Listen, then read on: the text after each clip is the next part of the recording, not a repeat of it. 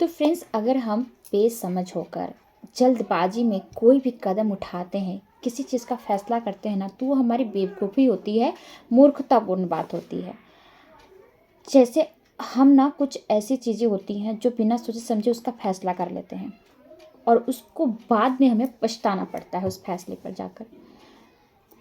नमस्कार दोस्तों, राधे राधे। और आज की वीडियो में मैं आपके साथ एक छोटी सी कहानी शेयर करूंगी जिससे आपको समझ आ जाएगा कि हम कुछ चीज़ों का फैसला बहुत जल्दी कर लेते हैं। हमें उसको कुछ समय देना चाहिए, गहराई से सोचना चाहिए। कुछ चीज़ें हम जब सोचते हैं ना तो गहराई में नहीं जाते हैं। हम क्या करते हैं, बहुत जल्दी ही उसका फ़ायदा उठाना चाहते हैं, बहुत जल्दी उसका फैसला करके काम को निपटा देते हैं, लेकिन ये नहीं सोचते उसका अंजाम क्या होगा। तो इसी से एक जुड़ी एक कहानी आपके साथ शेयर कर रही हूँ। उम्मीद करती हूँ आपको ये कहानी पसंद आई होगी। अगर कहानी पसंद आती है तो वीडियो को लाइक शेयर सब्सक्राइब कर दीजिएगा। चलिए वीडियो को शुरू करते हैं। किसी नगर की बात है जहाँ पर 4 चोर जो हमेशा एक साथ घूमते, एक साथ चोरी करते, एक साथ मतलब उनका पेशा हो गया था कि चोरी करके ही खाना है पीना है। बहुत दिन तक ऐसा चल रहा था। एक दिन उन्होंने बहुत बड़ी रकम चोरी किया और बहुत बड़ी रकम जब चोरी किया तो उन्होंने सोचा कि अब हम जब इतना बड़ी रकम चोरी कर चुके हैं और चारों ने अलग अलग चोरी किया था, तो सोचा कि कुछ दिन तो हमारे इसमें निपट जाएंगे। और आराम से वो अपने घर की तरफ निकल रहे थे, लेकिन बहुत दूर जाना पड़ा था इस चोरी के लिए उन्हें।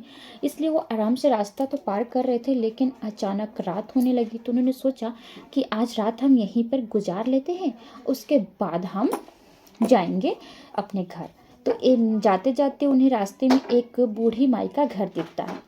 वो वहाँ रुकते हैं और बूढ़ी माई से कहते हैं कि हमें एक दिन के लिए आपके घर में आश्रम मतलब रहने के लिए आश्रय चाहिए, जिससे हम आज के दिन आपके घर रह लें और कल हम यहाँ से चले जाएंगे, क्योंकि बहुत ही ज़्यादा रात होने वाली है और इतनी रात को आगे जाकर घना जंगल है, हम नहीं जा पाएंगे। बूढ़ी माँ ने कहा कोई बात नहीं, मैं तो अकेली ही हूँ, आप 4 भी रहोगे तो अच्छा ही लगेगा, आप लोग के लिए मैं खाना भी बना दूँगी। और ये कहकर बूढ़ी माँ खाना की तैयारी में चल जाती है। लेकिन वो चारों सोचते हैं, चारों आपस में बात करते हैं कि अब हम जो ये धन लेकर आए हैं तो रात को अपने पास ना रख के बूढ़ी माँ को दे देंगे, सुबह जाने के टाइम ले लेंगे। तो उसमें से एक जो चतुर होता है, मतलब उसके नियत में खोट होता है, वो कहता है कि भाइयों ऐसा करते हैं कि अगर हम अलग अलग पैसे रख रहे हैं तो ये भी हो सकता है बूढ़ी माँ मतलब भूल जाए कहाँ रखना है कहाँ नहीं, इधर उधर पोटली रख सकती है। हम क्या करते हैं, सारा धन एक जगह करके एक पोटली बना देते हैं और बूढ़ी माँ को दे देंगे, जाने के टाइम ले लेंगे और उसके बाद क्या करेंगे, हम यहाँ से जब घर जाएंगे तो आपस में पोटली के पैसे जो है बांट लेंगे। ऐसा कहकर वो सारा का सारा धन जो होता है एक पोटली में बंद कर देते हैं। सभी तीनों को भी ये राय पसंद आता है कि हाँ ऐसे भी वो बूढ़ी है और पता नहीं कहाँ कहाँ रख देंगे, उससे अच्छा एक जगह वो रखेंगे तो उनको मिल जाएगा। अब ऐसा कहकर वो पोटली जो है बूढ़ी माँ को दे देते हैं कि माँ इसे रख लो, जब हम यहाँ से जाएंगे तो आपसे ये ले जाएंगे, लेकिन हाँ अब चारों की शर्त ये होती है कि जब हम लेने आए चारों तभी ये पोटली दीजिएगा, अकेले कोई आए तो मत दीजिएगा। तब कहती है बूढ़ी माँ ठीक है, मैं क्या कर सकती हूँ, आप लोग को आज आश्रम दिया है रहने के लिए, तो जैसे आपने अपना सामान दिया है उसे मैं रख लेती हूँ और कल मैं वापस कर दूँगी। बूढ़ी माँ ये समझ के रख लेती है। अब सुबह भी होता है, सुबह भी सबको नाश्ता वगैरह बनाकर बूढ़ी माँ दे देती हैं खाने के लिए और वो लोग खा लेते हैं। उसके बाद बूढ़ी माँ अपने खेतों पर काम पे चल जाती हैं और तभी एक उसमें से बोलता है कि बूढ़ी माँ ऐसा करो, आज हमारे लिए दोपहर का भी खाना बना दो, आज हम आपके खेतों पर काम कर लेते हैं, क्योंकि बात यह है कि जाने के टाइम हमें रास्ते में फिर पता नहीं खाना मिलेगा कि नहीं, आप हमारे लिए खाना बना दो, हम आपके खेतों पर काम कर देते हैं। अब चारों चले जाते हैं बूढ़ी माँ के जो घर के पास वाला खेत होता है उस पर काम करने लगते हैं और बूढ़ी माँ उनके लिए भोजन बनाने लगती हैं।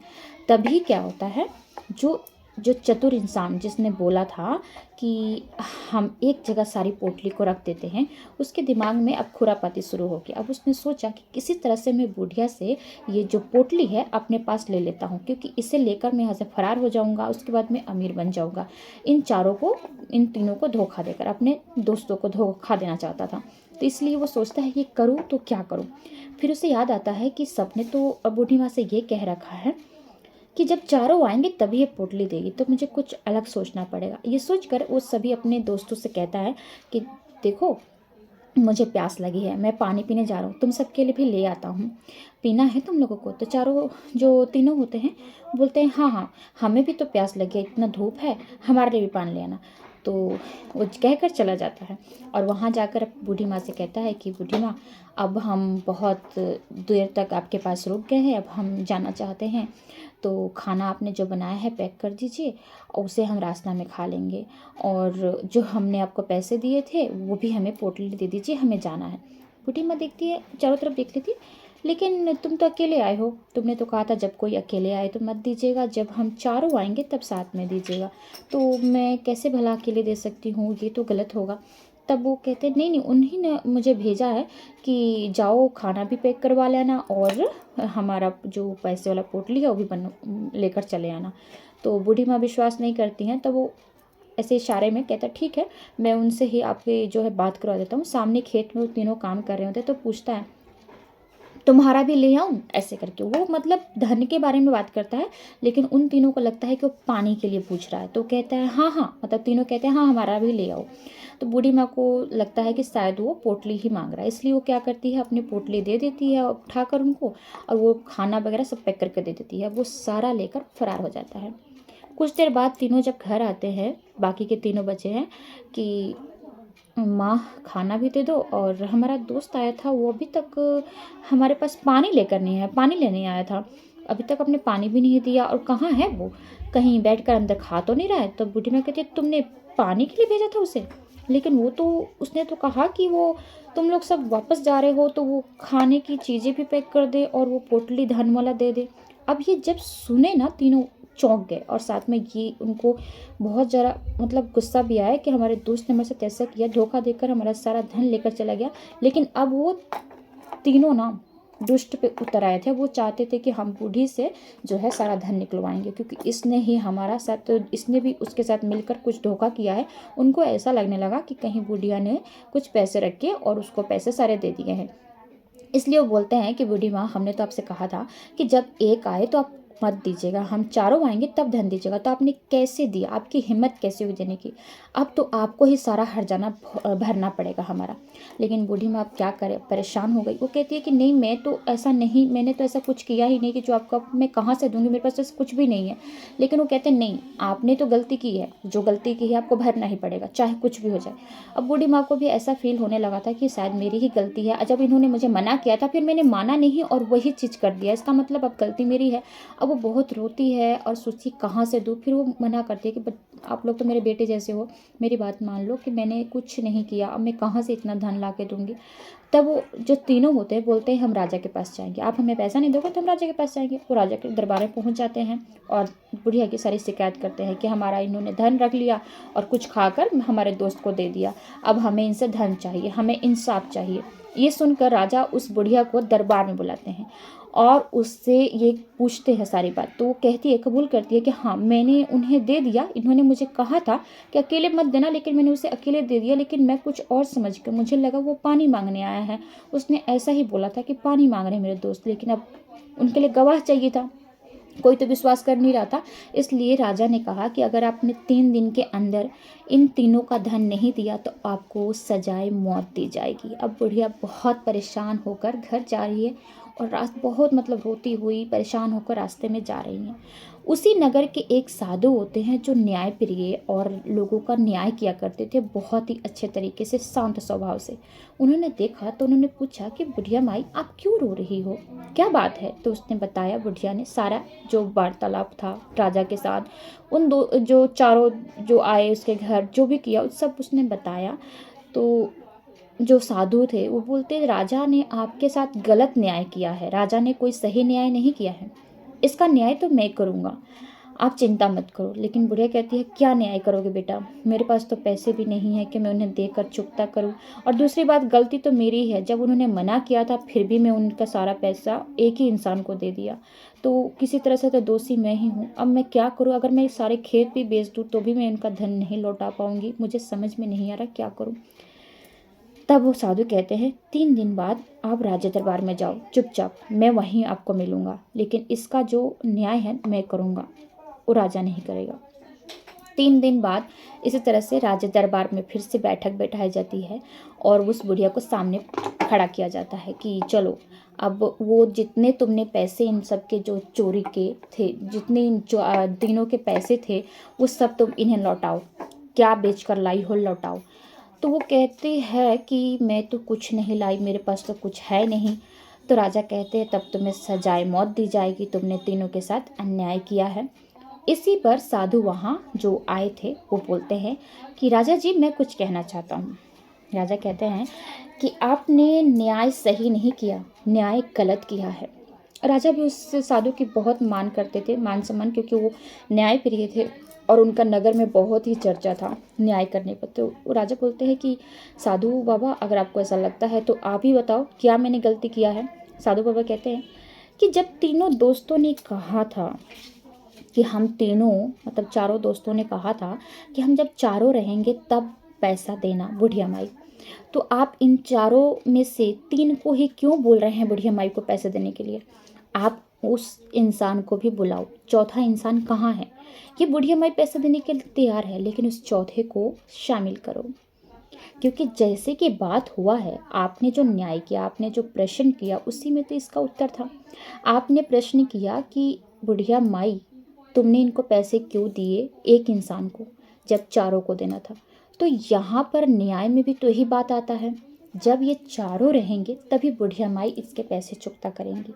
आप उस इंसान को बुलाओ, चौथे इंसान कहाँ है, चौथे इंसान को बुलाओ, इनसे बोलो कि अपना चौथा दोस्त को ढूंढ कर लाए, फिर ये बुढ़िया माई सारे के सारे पैसे इनको लौटा देंगी। इतना सारा ये सब, इतना सरल सा न्याय और जवाब सुन के सभी लोग हक्का बक्का रह गए। सभी लोग चौंक गए और सोचने लगे कि ये बात हमारे दिमाग में क्यों नहीं आया, हमने ये क्यों नहीं सोचा। राजा ने खुद कहा कि साधु बाबा आपने तो चुटकियों में न्याय कर दिया, और मैं कितना गलत न्याय करने जा रहा था, कितना गलत फैसला लेने जा रहा था। अगर आज मैंने इस बुढ़िया माई को सूली पर चढ़ा दिया होता, मौत सजाए मौत दिया था, कितना बड़ा मैं पाप कर दिया होता। लेकिन ये बात मेरे दिमाग में क्यों नहीं आया कि जब तीनों अकेले आ रहे, एक दोस्त को छोड़ के आ रहे, तो ये कैसे पैसा दे सकती है। मतलब कि इसका मतलब बुढ़िया माई में कोई दोषी नहीं है। अगर वो दोषी रहती तो इस तरह से यहाँ नहीं रहती।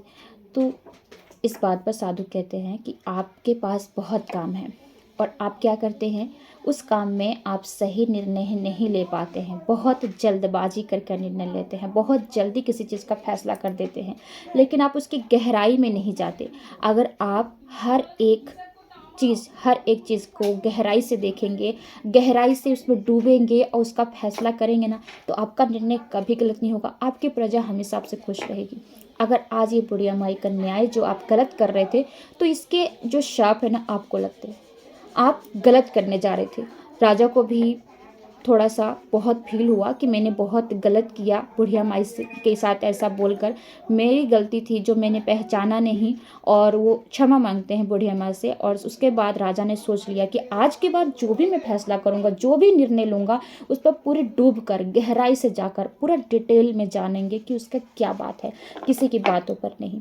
तो फ्रेंड्स, हमारी लाइफ में भी ऐसा ही होता है, कई बार हम उसके डीपली गहराई में नहीं जाते हैं, बहुत जल्दी उसका निर्णय ले लेते हैं, बहुत जल्दी फैसला कर लेते हैं कि हाँ बस यही है इसका फैसला, यही इंसान गलत है, ये सही है। हम ये नहीं देखते कि उस इंसान को पहले हम अच्छे से उसको सोचते समझते नहीं है उसके बारे में कि क्या सही है क्या गलत है। अगर हम इतना निर्णय जो हम अपनी ज़िंदगी का है फैसला, अगर हम कोई काम करना चाहते हैं और हम बहुत जल्दी उसका ना फैसला कर लेते हैं, हम उसको सोचते नहीं है कि आगे जाके हमारे लिए ये अच्छा है या बुरा है, क्या आगे जाकर हमारे लिए लाइफ को ये चेंज कर पाएगा या फिर और डुबो देगा। हम ये नहीं सोचते और बहुत ही जल्दी उसका निर्णय ले लेते हैं। बस यही आज की कहानी थी कि कोई भी फैसला लेने से पहले आपको उसको डीपली सोचिए, गहराई से सोचिए, उसके बारे में जांच पड़ताल करिए, उसके बाद ही सही न्याय करिए, सही निर्णय लीजिए। तो उम्मीद करती हूँ आज की कहानी आप सबको बेहद पसंद आई होगी। फ्रेंड्स, मिलते हैं नेक्स्ट वीडियो में, तब तक के लिए राधे राधे।